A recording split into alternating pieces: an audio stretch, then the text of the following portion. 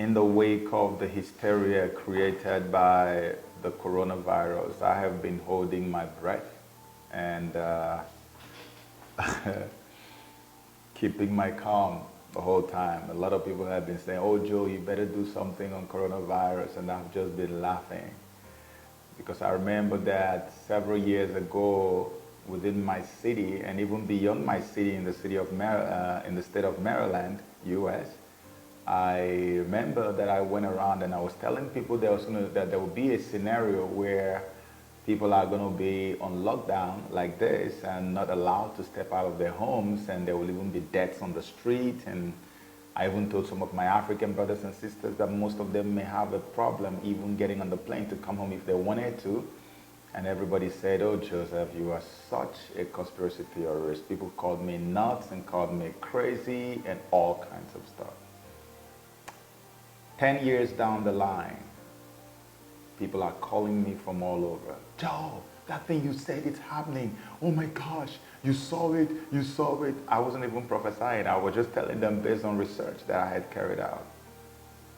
A lot of us in this world don't react unless something goes fundamentally wrong. Just like when the thing hits you like a buck in the head, that's when many of us wake up.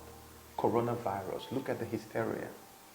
We have poverty today in the world. It has killed way more than even Ebola, SARS, Corona could ever kill in 1,000 lifetimes. I have never seen this level of hysteria around poverty and its ravaging effect in Africa and so many other places.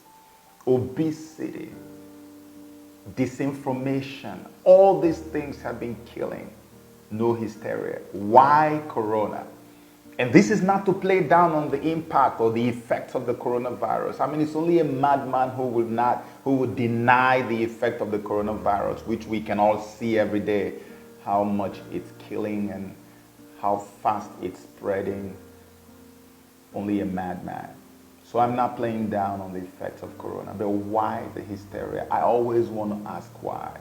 It's almost like a shutdown of all human activities as we know it. Whole cities are under quarantine. Whole nations are under quarantine. Borders are being shut down. Social distancing is being promoted. People are being told they're going to go on the mandatory vaccination, like one of these countries in Europe has just said. Mandatory vaccination. Why must I be mandatorily vaccinated? Why? What is in the vaccine? Don't I have the rights anymore to say, no, I don't want it? You see, when things like this happen, you lose your rights. Because the system of the Antichrist, which is what you call the New World Order, means that you have to relinquish all of your rights. And that's exactly what is playing out right now. You don't have rights anymore. Because in the Illuminati, they have something they call the problem reaction solution. I've talked about it in so many of my videos if you followed me long enough. Illuminati will go and use a proxy to create a problem, manufacture a problem actually. Man-made problem. They use a proxy, or they will do it from behind the scene, and then they will sit back and allow the people react to it hysterically. People are losing their mind, losing their cool. Oh my gosh, we're about to die. That's reaction. And then they already had a solution in place, a solution for that problem which they created, but they know that if they introduce that solution to you under normal circumstances, you will stone them to death. So what they would do is that they just let you react to the problem they've created and make you cry out for the solution, which is also going to be a solution that will ensure your rights are taken away. And so when you react that way, they will now bring that solution by force to you. You are begging for that solution now, something that ordinarily you would never have loved for them to give to you. Problem, coronavirus. Reaction, hysteria, shutdown, border shutdown, social distancing. And then solution, mandatory vaccination. That's exactly what is going on right now. When things like this happen, for those of us who still think like humans, the first thing that comes to mind is Revelation chapter 13. The New World Order, the Antichrist system. The Antichrist is going to rule the world. with one word religion and one word government. And so there's a guy called Anthony Lewandowski. Anthony Lewandowski came up with something he calls the Church of Artificial Intelligence. And he created a Church of Artificial Intelligence. Can you imagine that? You know, I've told you people several times in my videos that the future of our world is AI, artificial intelligence. The Antichrist is going to rule this world. He's going to use artificial intelligence to rule the world. And you can see what these people are doing right now. You see what they're doing? They are telling everybody to go home and work from home. They are telling people who want to do conference, an international conference abroad, have your own web conference. Everything is now web-based. Everything is web-based. Everything is now done through the internet, which is what? AI. So now they have finally brought you to a point where you are meant to disconnect from other human beings. Have very little to no interaction with your fellow human beings, which is what they promote as social distancing. And then they make you become addicted to your new God, which is artificial intelligence, especially now that 5G is about to be launched. So all the things you couldn't do before, you can easily do now. You can attend meetings abroad from your home. AI becomes your God. Data becomes the breath of your life. You have just changed overnight without knowing it. And it's not going to change anytime soon. So you can see how many companies have told their workers to work from home now. You see how they have herded everybody like a sheep going to the slaughter. People, years ago when we used to scream about this, and people would tell us, it is not possible, Joe. How can you just control an entire population like that? How can you get everybody on lockdown and get them to do this and do that? Oh, well, we have mandatory vaccination going on in Europe. One guy said I had to run away from UK because I know mandatory vaccination is coming to UK soon. And I told my people that would come 10 years ago. You say, no, it was not possible. It's happening before our eyes. And when they have made you to become so used to AI, artificial intelligence, and then, my God, you want to go to worship God, you worship through the internet. You want to go for shopping, you shop through the internet. You want to watch a movie? That's why Netflix is so big now. Going to the cinema, you can't compare anything. Netflix is the big, everything is online now. So they want to now consolidate it and make it a way of life for you. Now, what is the end result of that? When they have done this, you know, you can now shop online, do everything online with little to no interaction with anybody out there. The time is going to come when they will let you know, you see, all this you're shopping online, because now pretty much everything you do is online and you have to use your card. They said that card has issues. We need to change the card. And from changing the card now, we need to get something more efficient, because now you know you don't have any other option, because the only option you have is online. If they tell you that you have to get a microchip, which is actually the mark of the beast, that you have to get a microchip to be able to shop online or do other things, you will not hesitate to take it, because you don't even have any option of going to do anything outside, because they would have already conditioned all of humanity to do everything online. Data is your breath now. That's what the Bible says. Without the mind, you can't buy or sell anything, because your buying and selling now happens from the comfort of your home in front of your computer. Let's read what Lewandowski talked about the God. He said there's an AI God in his AI church. Artificial Intelligence Church has a God which is also AI. And this is how he described this God. He calls that God whatever. Here he says, with the internet as its nervous system, the world's connected cell phones and sensors as its sense organs, and data centers as its brain.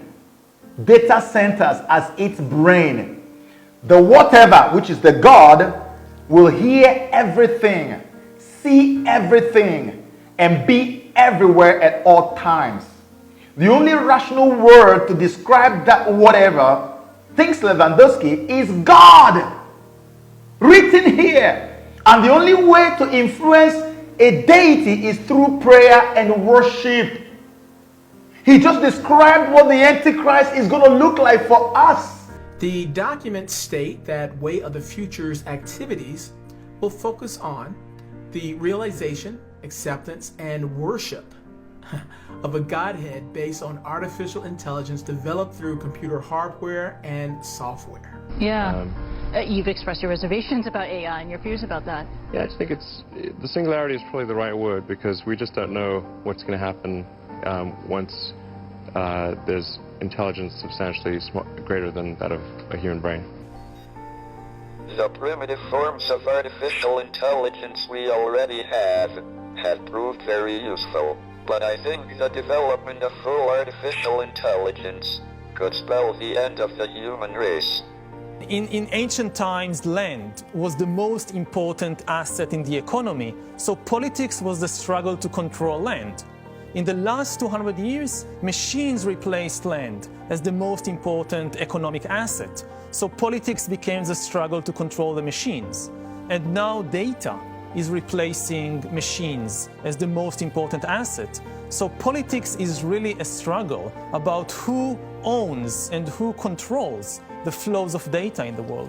Government fought to have control over land in the past. Later, they began to fight to have control over machines. Now, the governments are fighting to have control over data. And that's why China came out with 5G and America had a problem with it. Why should they come first with it? And that's why they began to frustrate the efforts of Huawei. Nations are now fighting to control data, because data is going to be the source of everything you do in the end time. That's why you see them telling everybody you have to work from home. They are conditioning you. They are conditioning you. A lot of things are going to happen and things will never be the same again. If you're a rational thinking person by now, you will know that the system of the Antichrist is now about to be launched. But is it just enough to say that? Can I prove it further to you that the system of the Antichrist is about to be launched in our world? And I'm going to connect this to our man, Donald Trump. Okay, so recently, Pope Francis, the man you know who has been on a mission to unite all the religions of the world.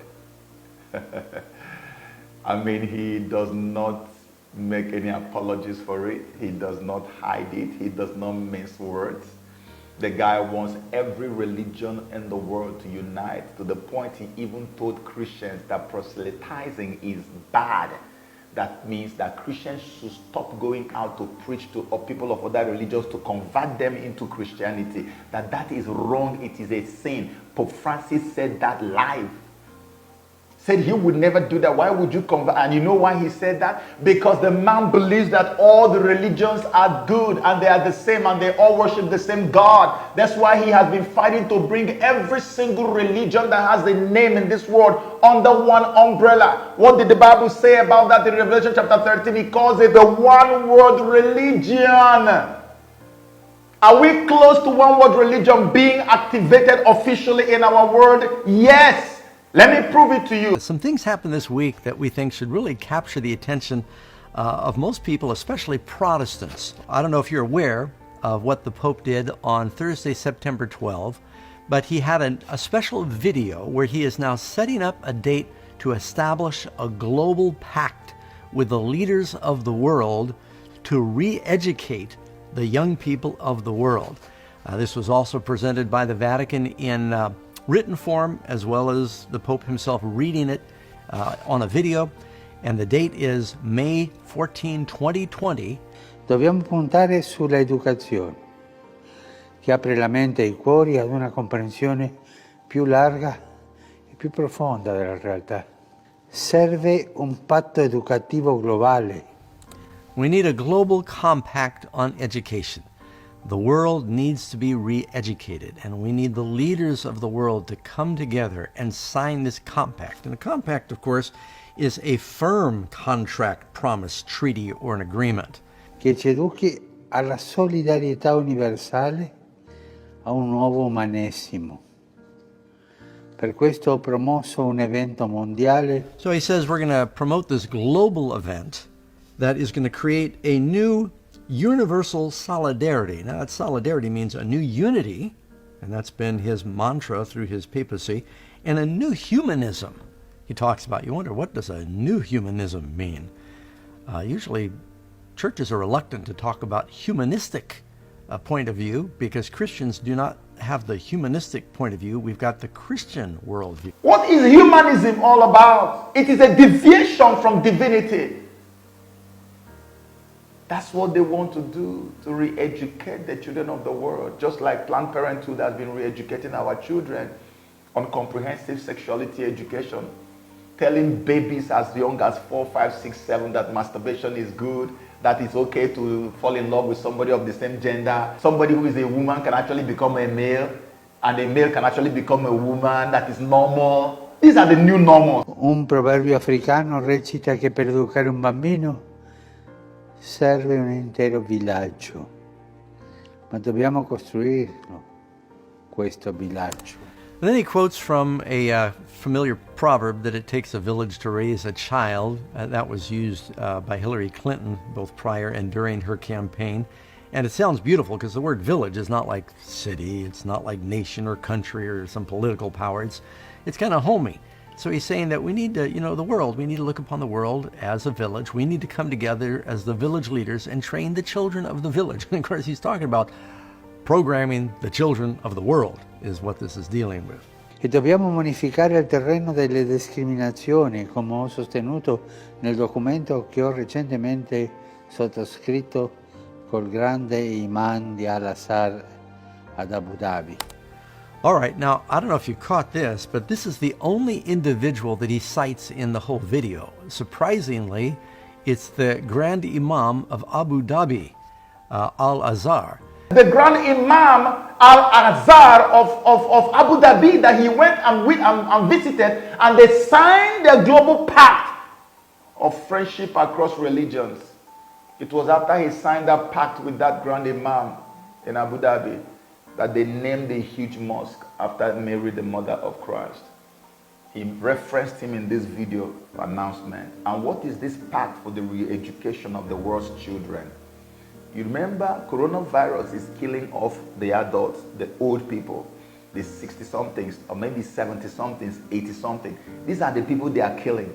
This whole end-time event we are witnessing is going to be about the younger generation because they believe the older ones are about to die off anyway. They want to re-educate you and I. They want us to begin to accept some of the belief systems that we never thought in our widest imagination that we would accept under normal circumstances. They want us to begin to accept things that were condemned by the Bible as evil and as bizarre.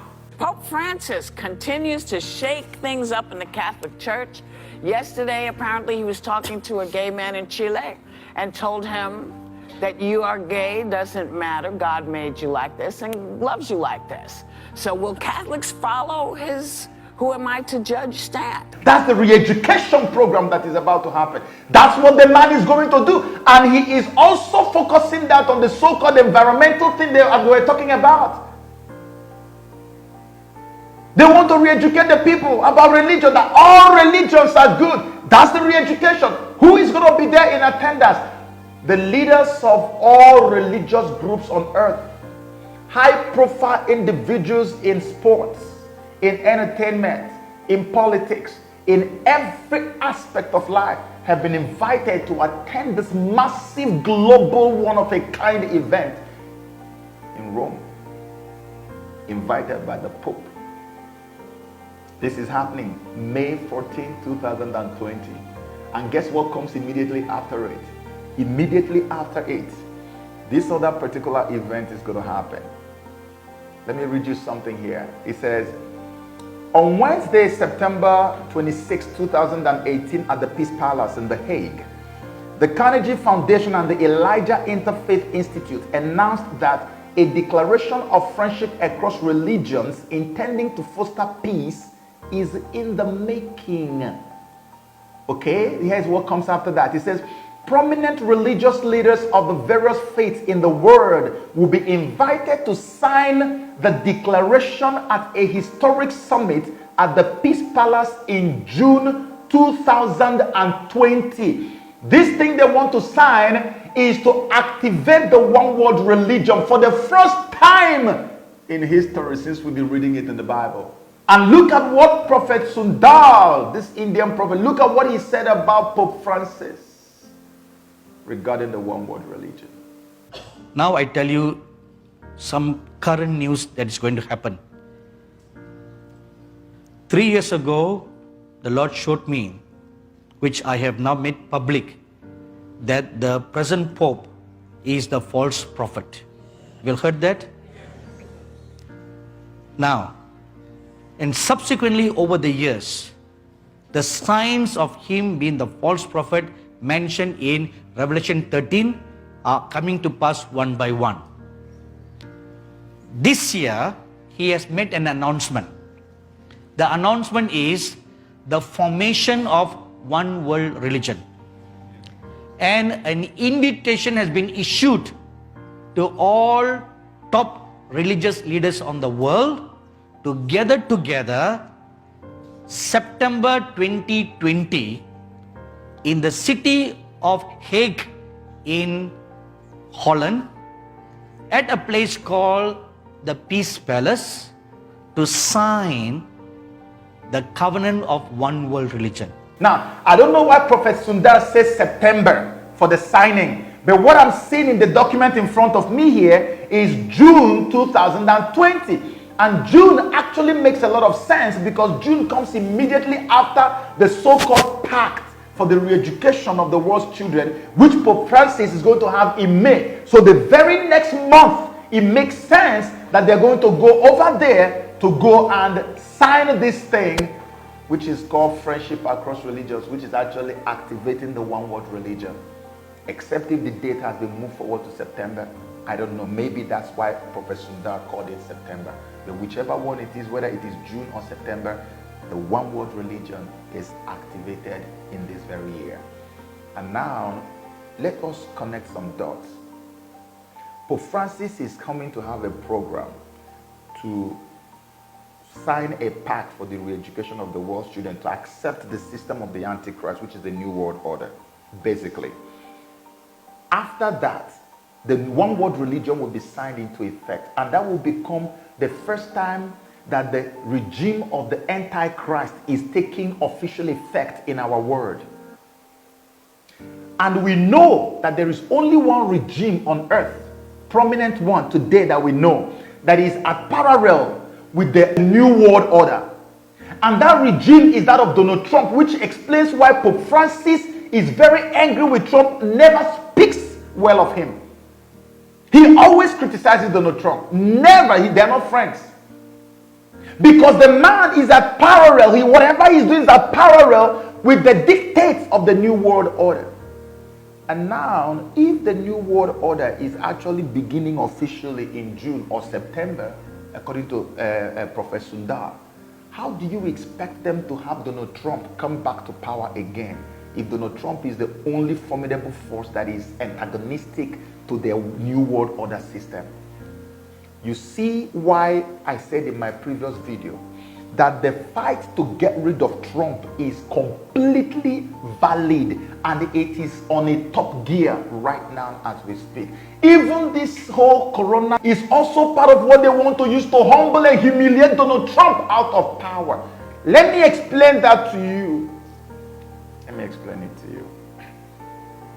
First of all, they started with the Mueller investigations, Russia collusion. It turned out the collusion was a delusion. They came up with Stormy Daniels. They came up with impeachment. There's nothing they have not done. None of it has worked.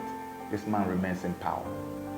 These people are so afraid and so angry, especially the colonial powers of Europe, that Donald Trump is treading on grounds that no other American president had ever dared to tread on, and which is actually doing things that will make them to lose all their colonial countries that they colonized in Africa, which they have continued to rule over till this day by proxies.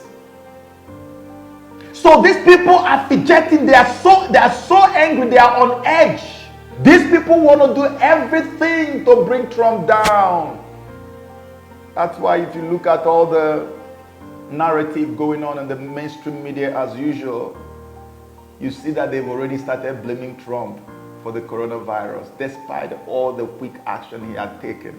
If you look at the American economy right now, you find that the American economy is headed towards a recession, more like, okay, God forbid, but that's where it's headed now. Because they know that Trump had always been touting the strong economy that America has. Every time he makes a speech, that's the first thing he talks about. So now they want to humble him, and they also want to disgrace him.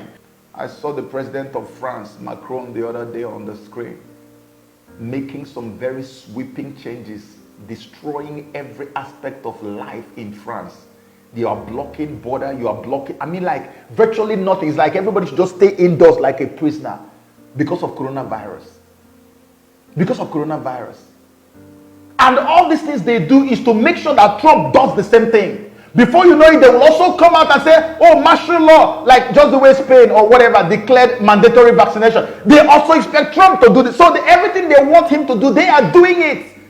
And they make the whole world see it, so that if they do it and Trump doesn't do it, the moment they report extra deaths in America, they say, it's because he's not doing what Europeans are doing. And they're going to show the whole world that, oh, we did this and it worked. So they expect him to do the same thing. But I'm saying to Donald Trump, listen, do what works for Americans. Don't listen to them. Don't watch what they are doing. This virus is dangerous. It's a killer virus. But do what only works for Americans. You don't have to declare martial law. You don't have to begin to stop vehicles, people from traveling from one state to another. Don't block interstate travels. Take your time and put measures in place to curtail and contain the virus. This is aimed at him. And so when the economy goes into recession, the next thing you're going to hear is, you see, we said it, America, you see, this man is incompetent. From day one, he never wanted to do anything. In fact, he even denied it. He denied that the virus was real. And now look where we are. People are dying. Economy has crashed. Everything is down. How can you have this man as president? And then that's when you see the head of Hillary will now begin to rear up. Have you noticed that the two Democratic presidential hopefuls, Biden and Sanders, I said it in my previous video, two of them have indicated they are going to have females as their vice presidents.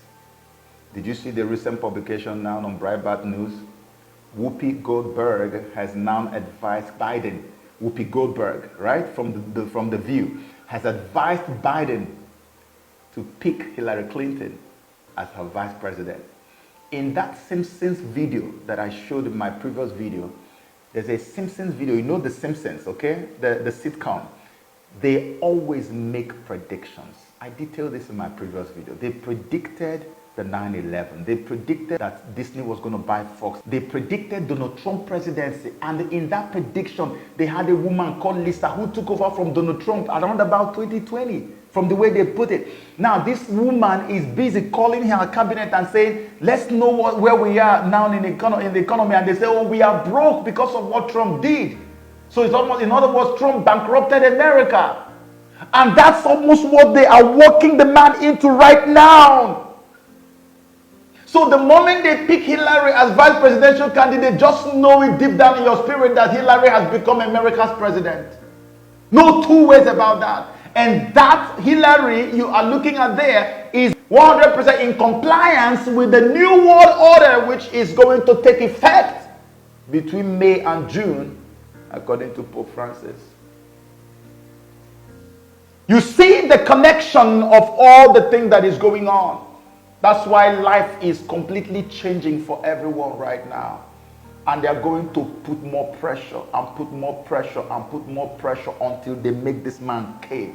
But then for us who are Christians, this is the best time for us to begin to pray. It is time for us to pray for Donald Trump. If we don't pray for Donald Trump, mark my words, this terrorism that has been declared on Christians in Nigeria, it will take another turn for the worse. This man is the only ray of hope we have today.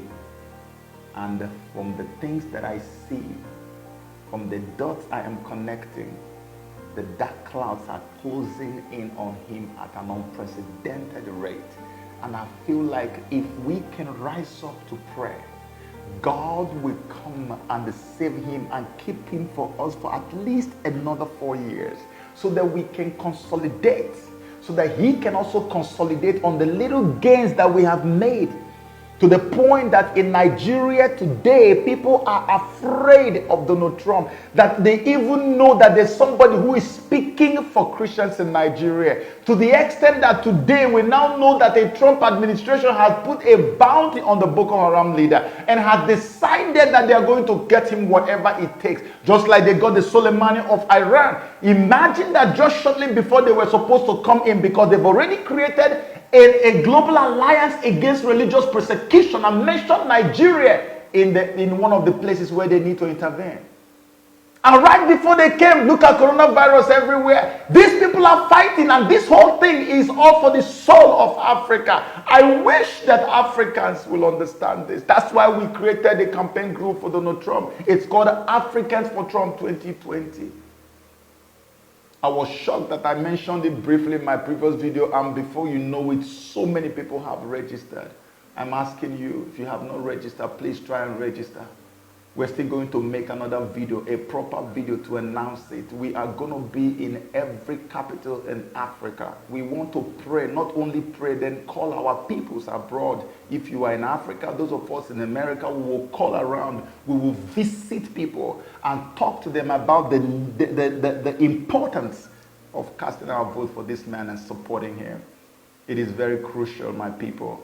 I used to be so confident that nothing will happen to him. Now I have little fears and I have reasons to be afraid. And I think it is time for us to pray like we've never done before for Donald Trump, because the evil clouds are closing in. Our world has changed. It has changed forever. And I know I can only pray and hope that this thing is going to lead to a massive revival, so that those people who thought that God didn't mean anything, people who didn't think that God is all, now their eyes are opening. They are waking up to the realities that the devil has been deceiving them. And now when you see what is happening around the world, nobody will tell you to run to God, because the time is here. You read it in the book of Revelation. You were told it's going to happen many, many years to come. It's here right now, and we are living it now. It's time to make a move. Pray with me that God will preserve this man and that he will keep the rest of us. Amen. Thank you.